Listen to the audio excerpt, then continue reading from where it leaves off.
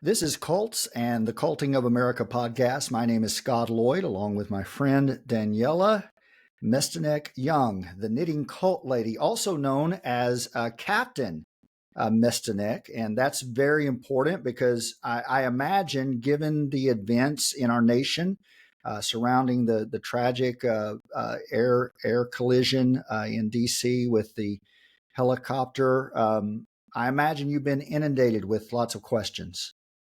Yes, I have questions, but also I think what's relevant here is conspiracies, Mm. right? And so it's been so interesting since the election. Like I just branded as knitting cult lady, and now the captain part is coming back, and I'm talking to people and explaining the military. And I, all of a sudden, there was a collision, and it became relevant that my military experience, like my exact intelligence angle, was aviation. Like I have been a intelligence officer for helicopter pilots, Black Hawk specifically in combat. And I'm married to a retired 20-year helicopter pilot. And the way I could still not get people to listen to me. And this said, we're not talking cult of MAGA, we're talking the left. Yeah. And I've just spent a very interesting week watching people go so hard into conspiracies, and it's got me shook a little bit, right? As we talk about like what is going on in the country, because I'm like, whoa, we really have sort of stopped listening to experts here. And I think that's relevant in all of these Yeah. conversations that we I have. mean, that does a disservice to what is actually happening in the country that we all should be concerned about. If we distract ourselves with conspiracy theories, I think that takes away from a lot of the real danger and a lot of the real issues that are going on. And this is not a time to be distracted. Yes, and just a reminder for all of you, because it's relevant, I know we've talked about it on this channel before, but like being in apocalyptic mode or in panic mode, like that's not helpful, right? That's what the cults and cult leaders want you to do. So we got to be realistic about what's happening, but also try to keep ourselves to the reality of what's going on as we go through this like unprecedented time in America. And I'm so excited to talk to our guest today because we have the best guests. And today we are going to hear from Allie. Welcome, Allie. So tell us a little bit about yourself, about your experience, and what you're doing now as far as activism, and how your experiences have shaped what you're doing now. So I actually found Daniella on TikTok way back a couple years ago. As did I. Yep, through her education on cults. And it was right around the time I was realizing that I had survived one. And my work focuses more on what happened to me as a child in the cult, which I found out a few years ago was torture. Mm. And so my advocacy now is for other survivors of non-war related childhood torture, which has suddenly become extremely relevant overnight with the administration's changes on humanitarian aid efforts, because we are a humanitarian aid organization.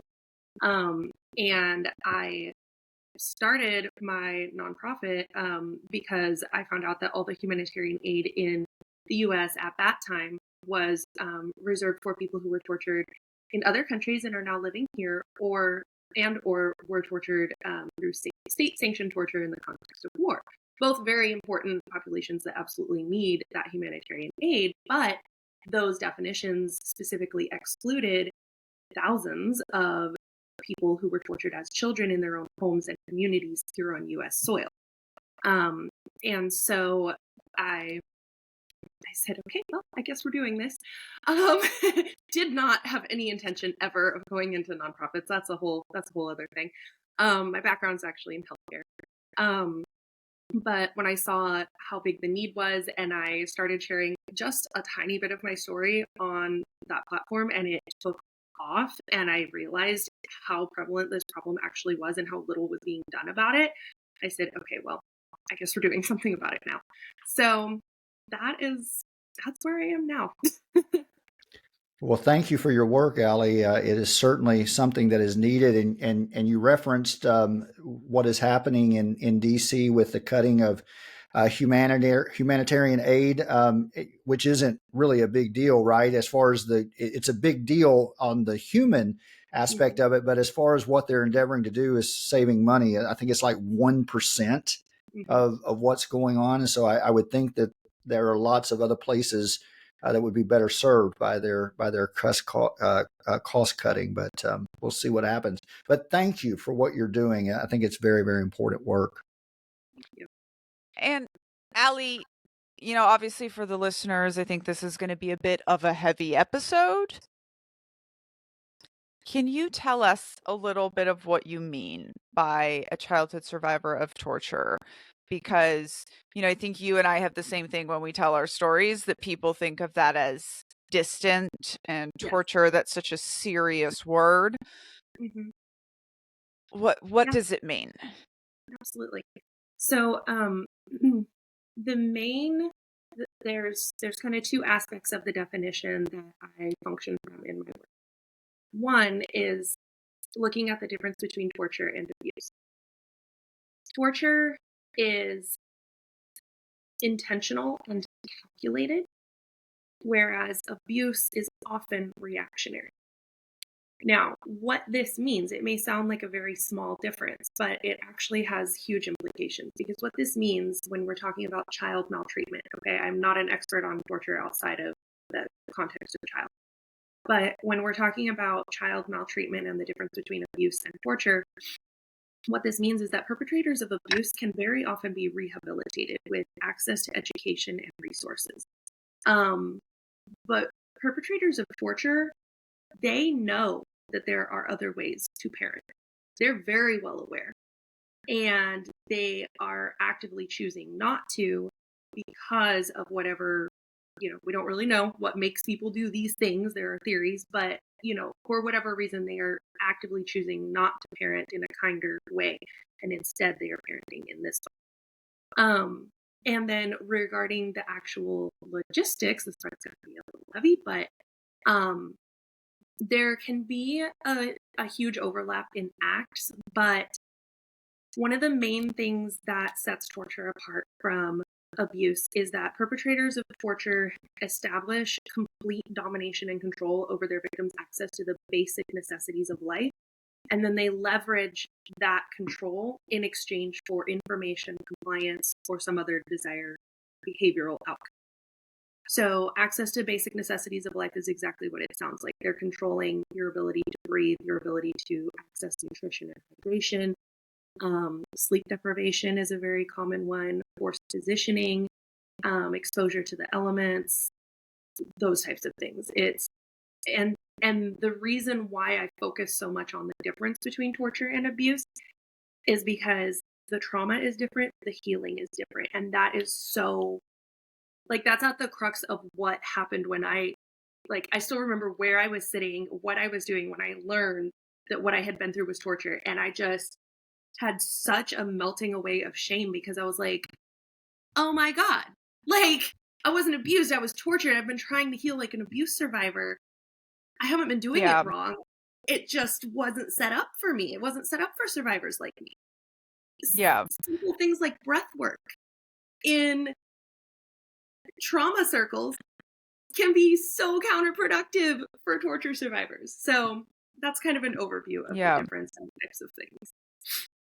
Yeah, and a few things that I wanted to just highlight for the listeners that I think a lot of people who have survived this sometimes don't connect, which is, I'm sorry, I don't know what you called it, but in the military we call it stress positions. Yeah. Force And positioning, same thing. in my book, I talk about this as like holding the Bible in your outstretched hands for just like an unlimited amount of time. And If you mess up, you have I to try start to over. show this parallel in my book between the soldiers, in the beginning of basic training that are holding these duffel bags above their head. And then later on, pretty specifically in the book, I do this kind of analogy of where I'm trying to understand how enhanced questioning, enhanced interrogation, as we call it in the military, isn't torture. But as I think I was probably having that same realization that you were having, like in that moment, as I'm an intelligence officer hearing about like how what we're doing is not torture because we're not cutting off fingers and pulling out teeth. And I'm literally looking around the room and looking at pictures of stress positions and going like, but I did that, right?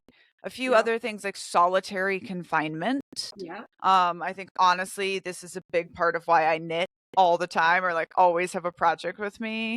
And even parenting, being alone in a dark room with children, it can be so hard if you don't realize. And one other one that I think is a really like important one is bathroom control. Oh, And yeah. this is one that we see in cults all the time. And this is one of those ones that I always see as like a red flag when I hear people's stories. Like when there was a conversation about Lizzo and her dance captain and if that was a cult, and you're trying to be very careful. And then I hear like the dancers were so afraid to leave that one of them peed themselves. I'm like, oh, yep, there it is, right? It's like, Yep. it's that detail that is so humiliating. It can be painful, and it's so like core to who we are as people. I even remember when I joined the military how dehumanizing it felt to, again, as a 22-year-old adult, have to like raise my hand and ask for permission to go to the bathroom and like wait for permission. Yep. Allie, I'm curious. I want you, if you're willing, to share some of your story, what you experienced, if you'd like to share that. But before we talk about that, I'm wondering, has the judicial system caught up with this differentiation between abuse and torture? No. Okay. No. No. Okay. And so is this a lack of education on part of the law enforcement, or what needs to be done to bring them up to speed? Are they reluctant? Are they ignorant? Or is this just a matter of them not wanting to go there? I think it's very complex. Okay. Because the child welfare system as a whole has a pretty problematic history, first of all, here. In the US, this is the only place that I, am well educated on in my work. So I can't speak to other places, but the child welfare system here has a pretty troubled history and current. And I think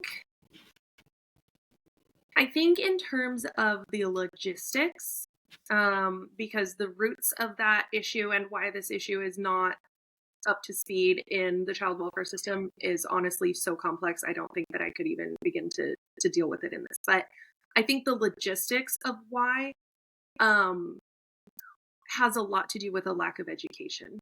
People don't want to think that this type of thing is possible, and that's understandable, but not thinking about it does not do anything to help it.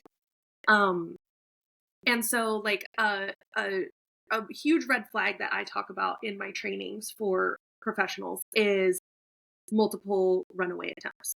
That's a huge red flag. Okay. But the way that law enforcement typically deal, like there's a piece of a documentary about one of the more high profile cases that happened a few years ago where the officer that ended up responding to the situation, he said he got the call. It was at the end of his shift. It was at the end of a really rough shift, and got the call, hey, there's a runaway, blah, blah, blah. And he was like, oh, I'll take care of it. I'm almost done with my shift. It'll be an easy end. It'll be an easy end to my shift. And he takes the call and ends up walking into hell. And thankfully, he, was in it for the right reasons or whatever. And he believed the child because they had photo and video evidence. He believed them, and he went and he saw it through, and the kids got out of that situation. But just that attitude going into it, oh, this will be easy. I'll take them back. They'll work it out with their parents. It'll be fine. And a child from that same family had that happen to them about 15 years prior. They ran away and they were taken right back. So to me, it's a lack of education issue. But I think one of the biggest things is like multiple runaway attempts. Like, do not look at that lightly. Kids don't run out into the unknown. By and large, we don't just run out into the unknown with no protection and no resources because things are okay where we're coming from. That, generally speaking, I realize there are some exceptions, but generally speaking, that does not happen. So I think in terms of logistics, that's the biggest takeaway that I would leave. Yeah, and the reason that I mention that is because increasingly, sadly, we see these reports in the news, right, of children being abused and what you describe as torture. But it occurs to me that, you know, in retrospect of all of these stories that I've seen, none of them mention the charges against the abusers being any different. And I was just curious. Yeah. No, it's usually like a pylon of counts. You know, X number of counts of child endangerment and, you know, whatever. But in a lot of states, I don't think there even is a charge for torture of children. I think there are a few where there is, but I don't think the charge even exists in a lot of places. So yeah, that's a good question. Well, thank you for that. I'm curious if you'd be willing to share with our audience some of the things that you experienced and what brought you to the point you're at now. Certainly, with we approach this subject obviously with great compassion for you and for everyone that's experienced that. And but it's an important topic to talk about because, like I said, it seems. I don't know if I'm just noticing it more, but there certainly seems to be an uptick in these kinds of crimes being reported. Yeah, I'd like to speak to that for a second, and then yes, Sure. I'm fine to share. I think two things that I have seen change positively since I started really started this conversation on social media, and it's since bled into other areas, is I'm starting to see more media outlets actually call it what it is when these cases break, and that makes me very, very happy. Because I'm a huge, like, words have meaning, and that helps or can help a survivor to contextualize and understand their experience. And when that's all you've known, you don't just come out of it like, oh, okay, so this is what happened. I've got my little suitcase of trauma and I know what to do with it. Like, that's not how it works. And so the more that we can do as a society that is welcoming these survivors into the rest of existence, the least we can do is to be like, hey, let's name correctly what happened to you so that you can start, you know, from a fresh start. So I'm very happy to see that. And I think also we're starting to collectively understand like what is and is not okay to do to children. And so I think that cases are getting reported sooner and intervened on sooner. And so I think by and large, that change is a good thing. So yeah. As far as my story, I'm going to start with what made me recognize that what I had been through was torture, and then just kind of work backward from there, and then any follow-up questions that you have are fine. So it was a couple of years ago. I was sitting here watching Criminal Minds, which is one of my comfort shows, as one does. And there was an episode where one of the VAU people got captured and was being tortured and questioned for information. And they were blasting her with water. And I had to pause the show because I started having the most horrific sensory flashback. I get this like flashback where just my skin hurts. Mm. And I was like, I knew exactly what, like, I had gotten to a point with my trauma where, like, I knew the situation that was from, and I was like, this is like, you shouldn't think about your childhood when you're watching an FBI person get pretend tortured on the camera. Like, what is happening? Absolutely. And so I Googled, I was like, what is torture? And that's when I learned, the intentional and calculated, and it's done to, like, break the victim psychologically and physically. And so the circumstance that was, like, coming back, and, like, huge content warning for listeners, but the circumstance that was coming back from that was for a couple of years around 5, when I, like, wouldn't take a nap or, like, did anything else that was a huge pain in my abuser's ass. Then I would, like, get sent to bed with, nothing. Solitary confinement. I was an only child. There were many, many, many times when the only thing that I had access to was my bare mattress and my Bible. And if I wouldn't stop crying, which I don't know if you know me, but I don't shut up. So that's been a lifelong theme. So I would be crying. I would be yelling and screaming. And my abuser would come in with cups or buckets of cold water and throw them on me. And she used to do it when I, like, didn't have clothes on. And then she realized that if she did it while my pajamas were on and then didn't let me change out of them, that it would prolong my misery. And so that was the thing that I had the flashback to. And that was not, like, that was a hee hee ha ha, like, sitting around drinks, like, oh yeah, like, telling stories with friends. Like, that was never any aspect of my trauma that I forgot, but that was the first time I saw it in that context, and I was like, oh, that's not normal. That's not okay. Like, that's not okay. And so, yeah, that's like one example that's very easy to encapsulate. I'm sorry you had to endure that. Yeah. And this, by the way, I think, though, is so important about telling our stories, and I think it's a pretty common kind of, like, cult baby or abused child situation to be, like, sharing a story. And I mean, I know someone who shared a very similar story in a ha, my dad used to spray us with the cold water, and I had to be the one to tell them, like, oh honey, that wasn't okay. Or even talking about, like, what does it mean when you're naked versus not naked, and now this is making it, a sexualized thing. And I do know that it's very difficult. I'm so sorry that we have all had to go through that. But I also think, it's kind of like why we all like to watch Criminal Minds or SVU, right? Because in some way, it is helpful when another person has gone through that, and you can see it, and you can know that you weren't the only one.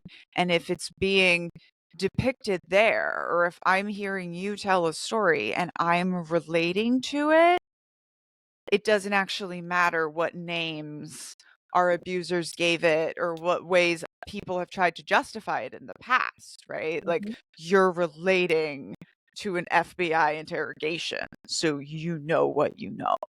Exactly. And I think that's a huge part of, for me at least, a huge part of the trauma was just the isolation. Just being so profoundly alone in it, and not, I mean, at a certain point, like, you just kind of give up and you're like, well, I guess this is okay. I guess I deserve this. Like, like, there's pages and pages in my journals of me being like, I must be a horrible person. Like, I'm a sinner. I'm all of these things, because, like, after a certain point, you're like, well, it must be me,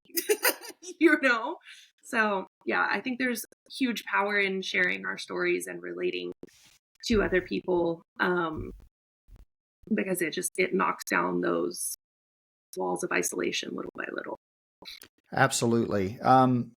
As you started realizing this, and you realized what had happened to you, what were some of the next steps that were necessary for you to take for your own well-being, for your own healing. And I know for all of us, this is a process, that there's not one magic bullet, but perhaps it would be helpful for someone who has experienced this to hear your story. What kinds of things did you do, or did you think about on the other side of that realization?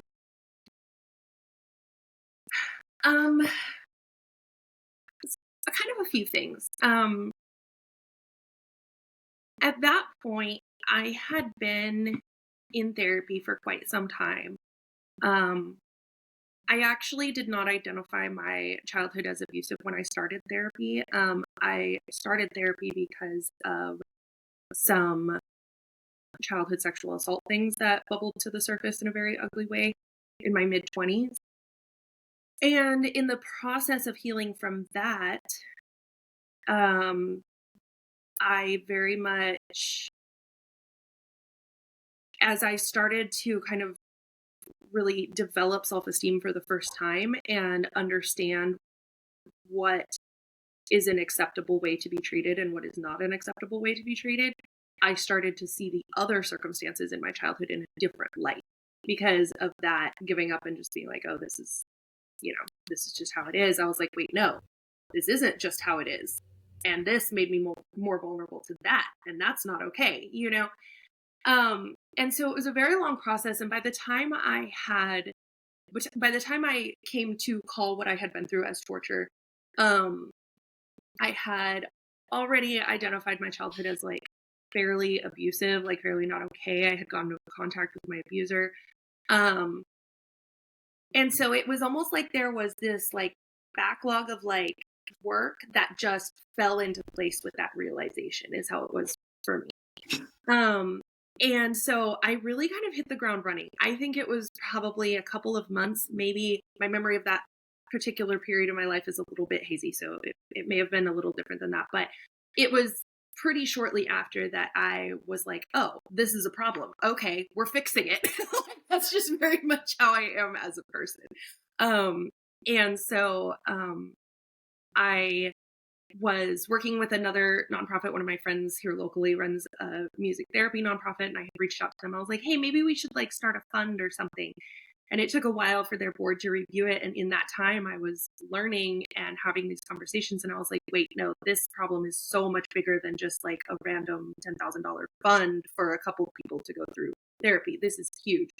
And so when they came back with their decision, which was a no, just because of their like infrastructure at the time, literally the night before I got their decision, I was like, okay, if they say no, I'm just going to like start my own thing.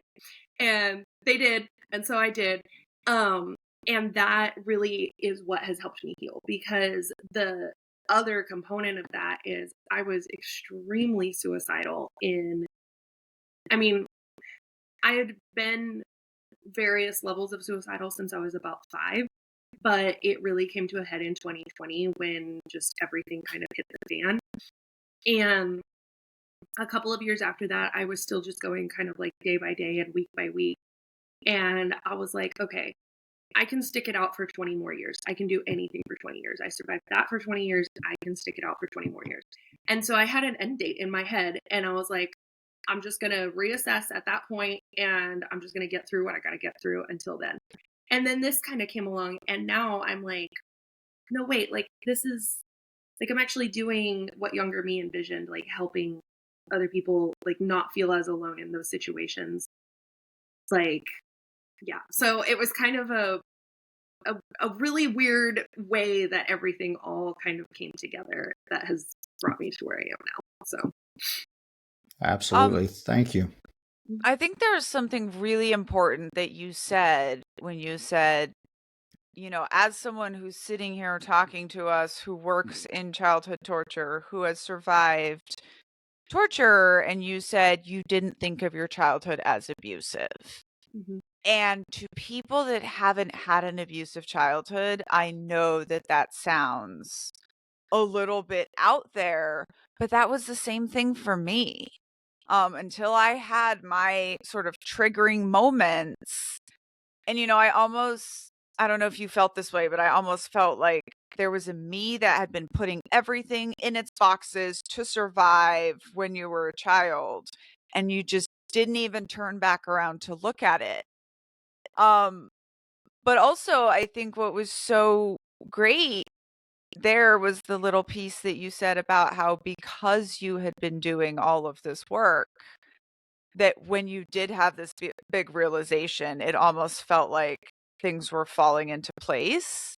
And I think that's another thing we see, I call it the decade of deconstruction. Yes. And usually when we have that big kind of like realization, for me, it was cults are all about labor. And I immediately understood the why, of my childhood.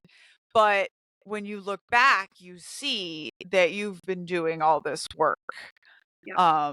And that's what even allowed you. Like if the first, I don't think you would have had that realization if you'd been watching that scene like 5 years before. I had watched that scene countless times before. And the funny thing is, then I didn't remember any of the rest of the episode. Because like literally just all like my brain just was not ready to deal with it,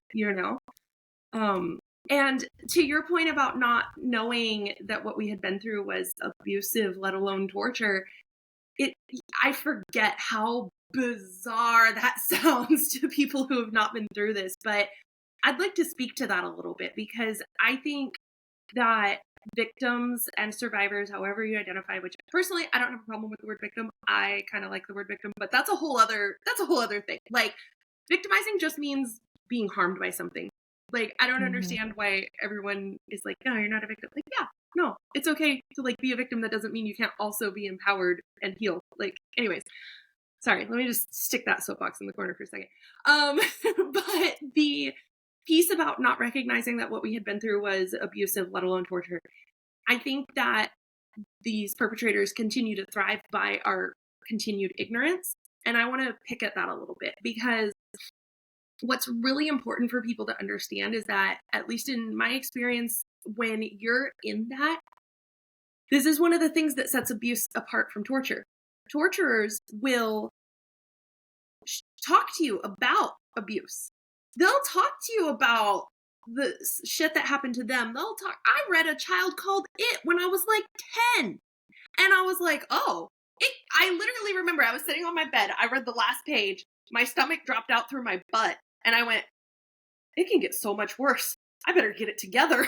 I shut that book and I was on my best behavior for so long. I was already on pretty good behavior, but I was like, oh my God.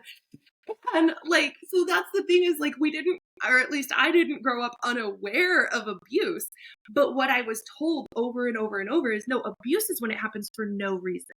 You gave me a reason. You had an attitude. You were lazy. You didn't do this, this, and this exactly how I expected you to do it. Therefore, it's your fault that this is happening. And then we have ye old King James Version coming in saying, if you don't honor your father and mother, you can literally be killed. So everything that's happening to you is your fault and it's totally okay. That's gnarly. That's why I didn't realize that what I had been through was abuse. I didn't think it was pleasant. But I thought abuse is just when there's just no reason. There's just no reason. And I, gave them a reason by breathing too hard at dinner.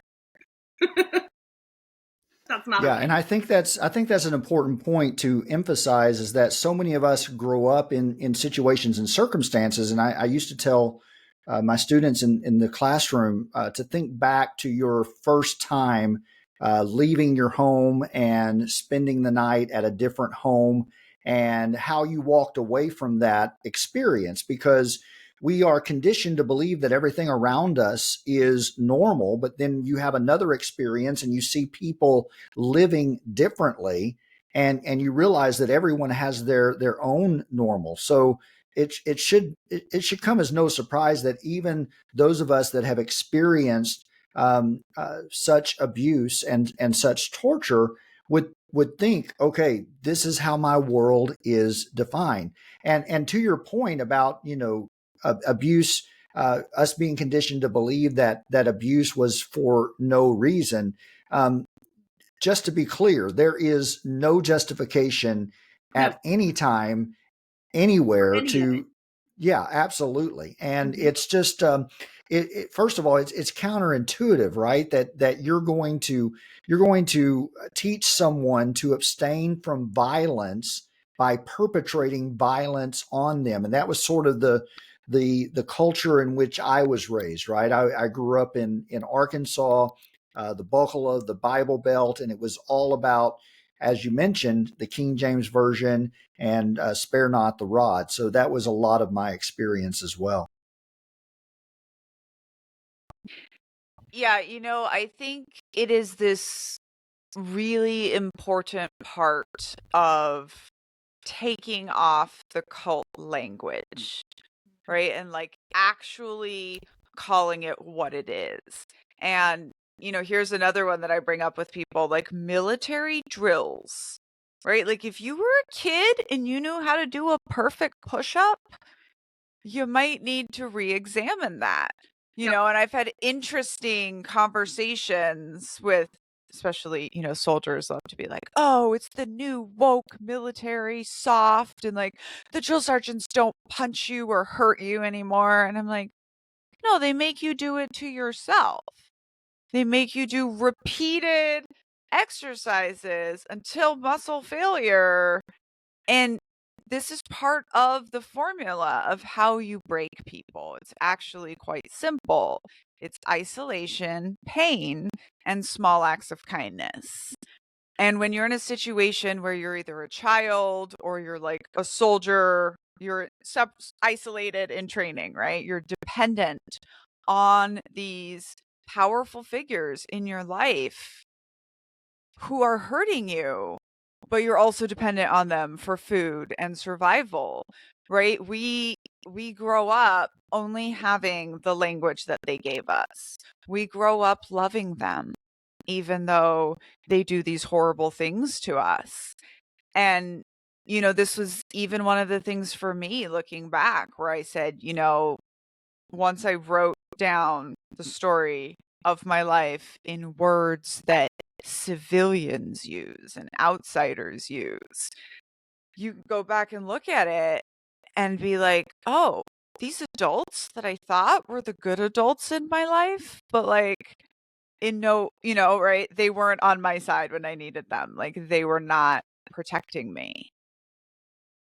And another component that you just brought up about the military drills that really kind of hit home for me during the early days of processing that this is what I had been through, and was, and you know way more about this than me, but my understanding is that when you are in the military and you are by nature of your job at risk of being captured and interrogated, like there is preparation that occurs to help you withstand it, to right. And then if and when that happens, and if and when you make it out, you still come back pretty messed up, because torture fundamentally changes a human being. And so if we have to do that level of preparation for a grown ass adult to withstand and survive torture and hope to heal after, why on God's green earth are we not doing more to help literal children who had no way to prepare, no way to consent to the risk of that happening? And then they become adults, or they escape their parents or whoever it was that was doing that to them, which very often does not happen at 18. It usually happens a little later because they don't ever intend to let their victims go. And we're like, welcome to society. Why aren't you functioning? Make it make sense. Yeah. It does not make sense. Yeah. And by the way, my husband is a pilot, so he has been to that school where they prepare you to be captured. And like, and I was in a unit full of pilots, and like, they're all messed up just from the training, just from going through it for a week, right? Of like preparing for this.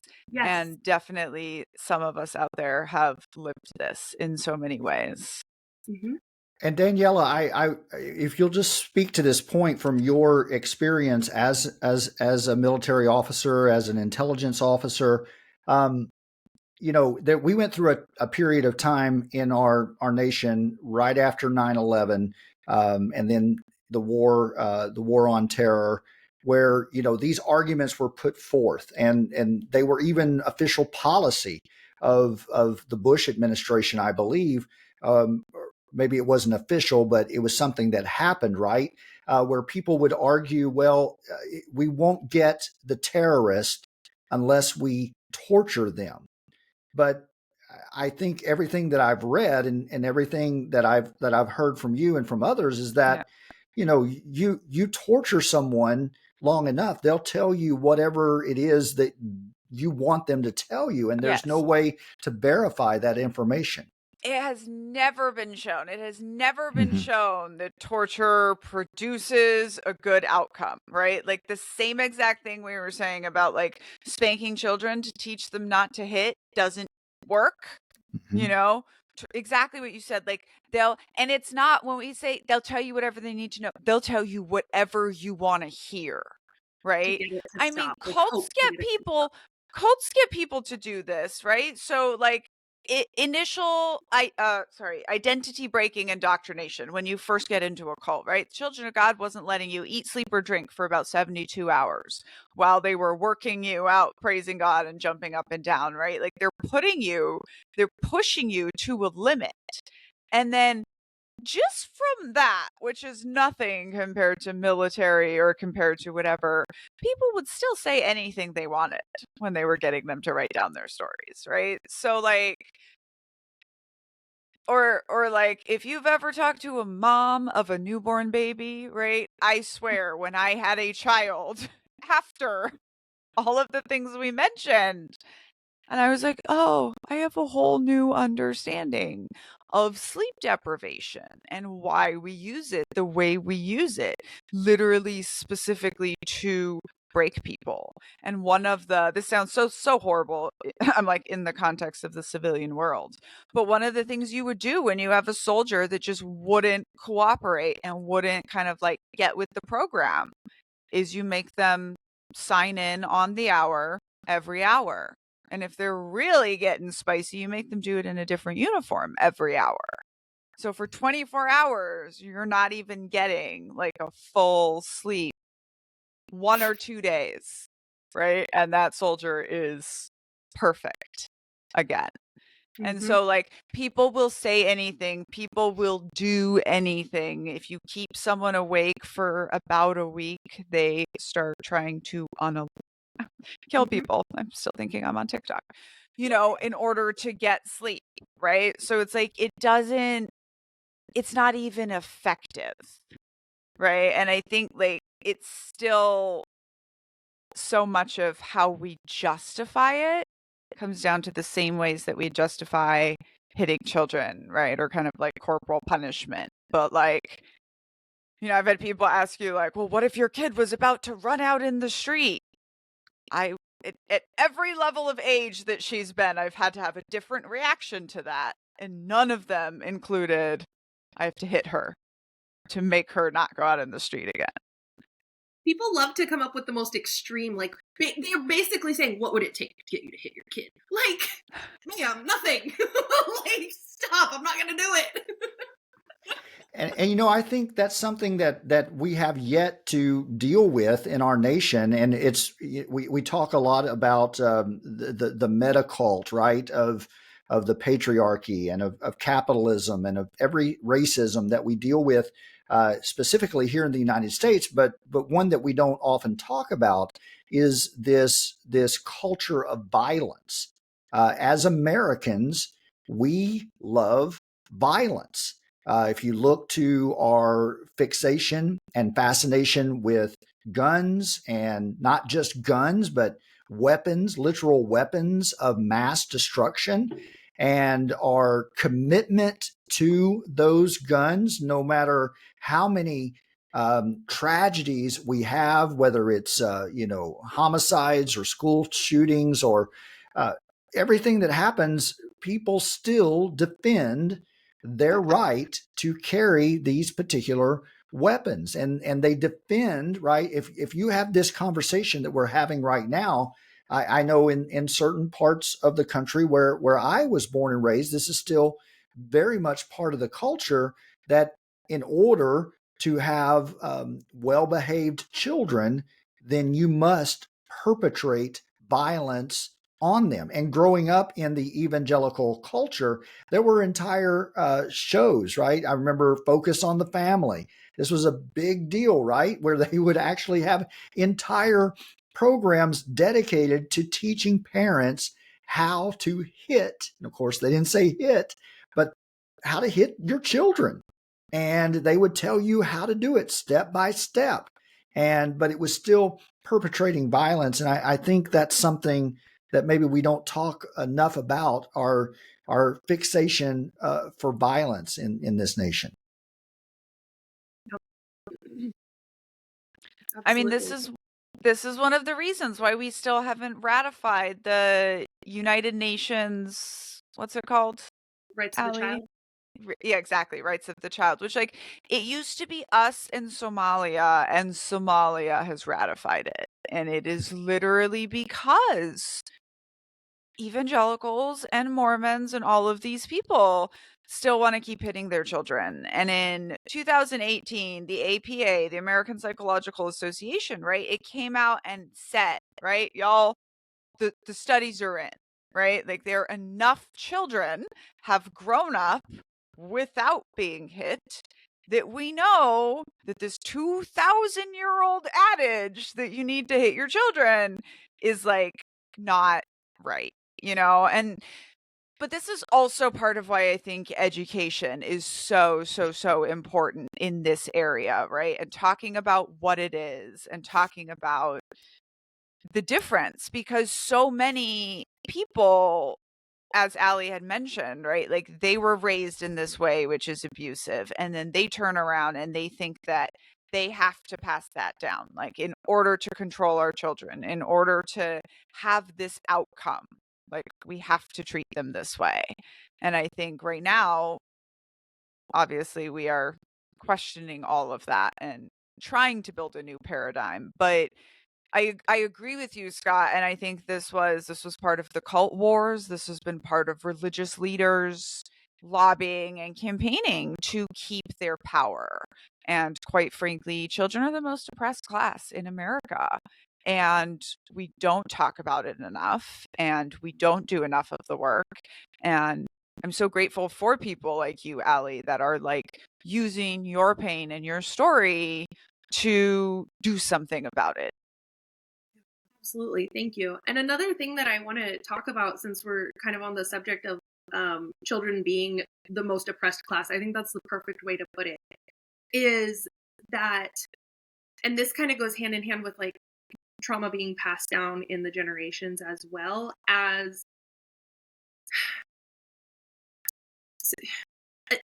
a piece that I think we need to kind of make a little bit more room for in this conversation on a national scale, on a community-wide scale, is the lack of survivors of color. And I want to speak to that for a second, because I grew up Arab. My great-great-grandfather came here in the 1920s, ironically escaping religious persecution. But anyways, and I have a lot of thoughts about why there are virtually no survivors of color in this space with public platforms other than me. And what the conclusion I have come to is two things. Well, no, it's one thing. We don't tend to survive. Childhood torture has a 36% fatality rate just across the board.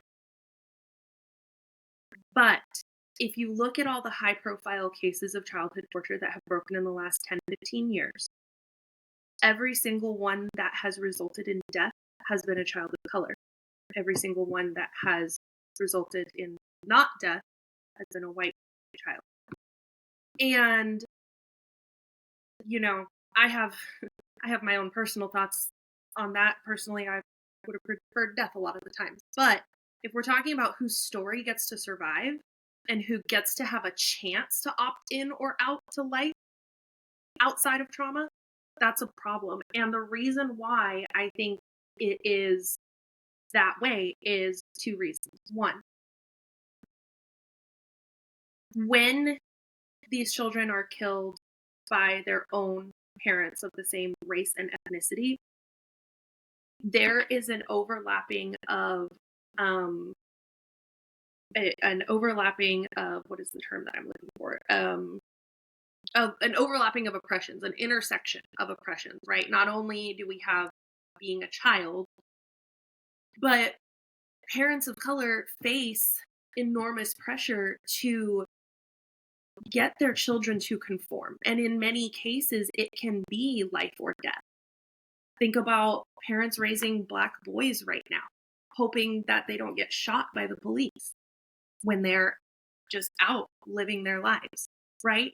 And so that does not excuse treating a child in this manner. But every ethnicity and every group kind of has their thing. Like, I came of age during 9/11. Like, we called ourselves pretty terrible slurs. Like, there was, there is all of this piling on. And so these parents, in addition to having the profile of, like, some people are just going to torture kids regardless, and some people just aren't going to torture kids regardless. So these parents that are parents of color who are torturing their children, not only do they already have the perpetrator profile, but then they have these layers of oppression and pressure on top of it.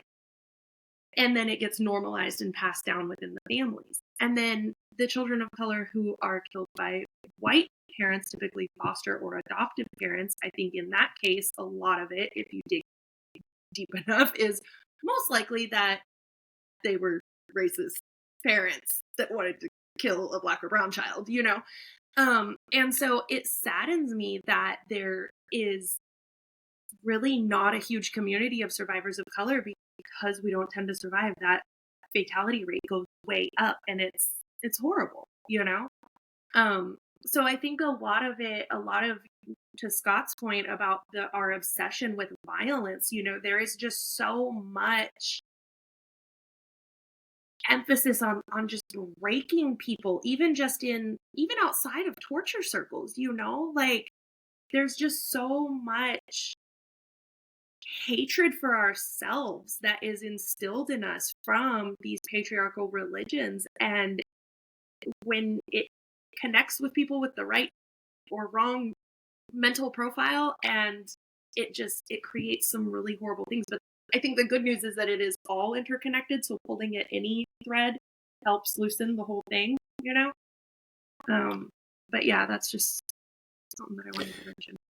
Yeah, and that makes a lot of sense, because so much of what we experience is informed not only by our family, but by our culture, by our society. The old saying that geography is destiny. And a lot of times where you are born, right? I was born in the southern region of the United States at a particular time where religion was really, really important.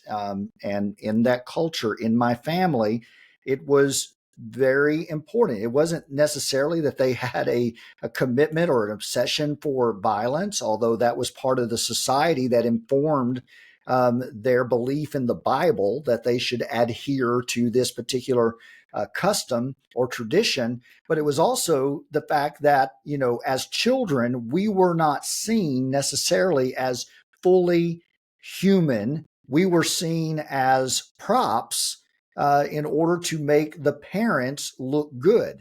And so this is a lot of the reasons that this violence was perpetrated, because the parents were afraid that they would be ridiculed, that they would be ostracized if their children were unruly. And this was something that was so ingrained in my religious tradition, in my church. It was violence against children. And again, it wasn't called that. It wasn't labeled that.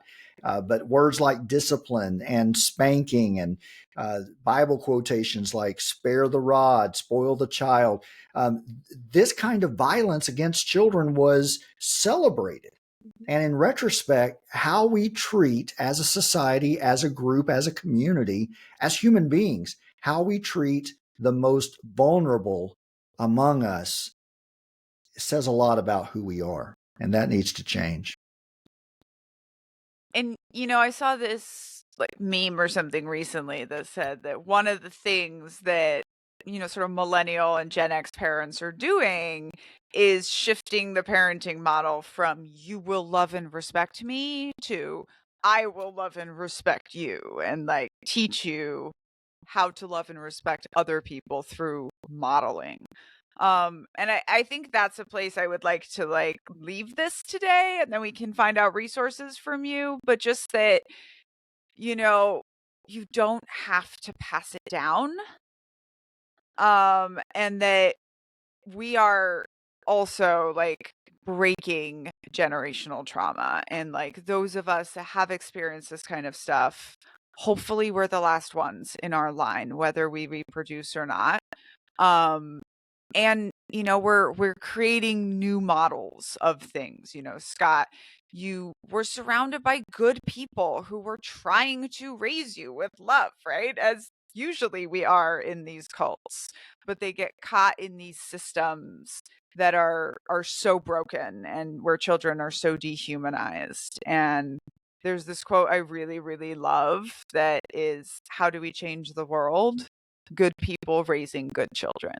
And I think so much sometimes when I'm upset over my life or how broken we are, and then I look at like just the three of us right here, look at how much we're doing to kind of stop that generational trauma. And so thank you so much, Allie. Sorry, I'm a bit emotional about this topic. It's really heavy, but would you please tell us where our listeners can find you and support your work? Yeah, absolutely. So our website is prettygraffiti.org, and it's pretty with an I. I can send you the link if you want to put it like in the description or anything. And it's very easy to go on there and find. There's like a For Survivors tab, and there's a Google form right on there that people can just literally put their email address and register for aid, and then they get added to our list. We launched a support group. It had our first meeting actually this evening. And we'll be rolling out more support as resources allow. Allie, thank you so much. Thank you for the courage to share your story, and thank you for your service to the rest of us, and to those that are hurting, and to those that are seeking help. But most of all, thank you on behalf of the children that will be helped. And this conversation is so very important, and so I hope that we have the opportunity to continue this conversation again in the future. Allie, thank you. Thank you. And thank you, everyone, for tuning in to this episode of Cults and the Culting of America. Daniella, thank you, as always, for your insight. If you haven't read her book, Uncultured, do so. Pick it up. It's available wherever fine books are sold. And you can also get an autographed copy just by visiting her TikTok, her Instagram, her YouTube, her website. You'll hear all about it. So support Daniella and her work. And before we go tonight, I would be remiss if I didn't give a shout out to our wonderful producer, Haley. She does a tremendous job week in and week out on this program. If you like our guest, she's the reason that we have such wonderful guests with such important information. And I heard somewhere that Haley is working on relocating her family, and I think we all need to support that. So Haley, make sure you put a link in the show notes here, and we all want to be supportive of your efforts and what you do. You do a wonderful, wonderful job. So, ladies and gentlemen, thank you for your support, and we'll see you on the next episode of Cults and the Culting of America.